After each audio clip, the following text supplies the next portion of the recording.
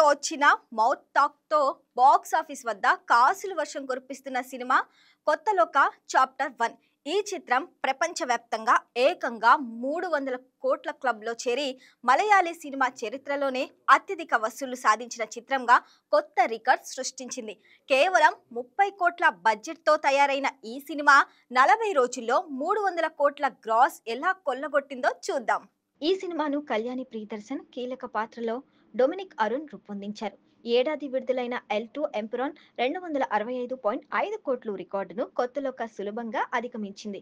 Dominic Arun రచించిన కథను నమ్మి ప్రముఖ నటుడు దుల్కర్ సల్మాన్ ఈ సినిమాకు నిర్మాతగా వ్యవహరించడం ఒక పెద్ద సాహసం. 30 కోట్లు ఖర్చు చేయడాన్ని బట్టి దుల్కర్ ఈ కథను ఎంతగా నమ్మాడో అర్థమవుతుంది.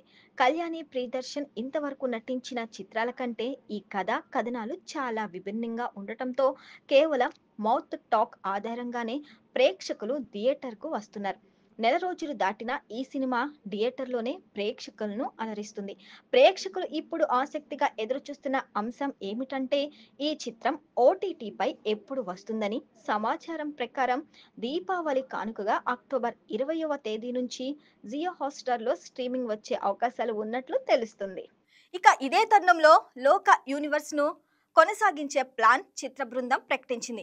లోక చాప్టర్ 2ను నిర్మాత దుల్కర్ సల్మాన్ అధికారికంగా ప్రకటించారు. కొత్త భాగంలో టోవినో థామస్ కీలక పాత్రలో కనిపించనున్నారు. ఈ సినిమా OTT అప్డేట్స్ కోసం ఎదురు చూస్తున్నారా? కామెంట్ చేయండి.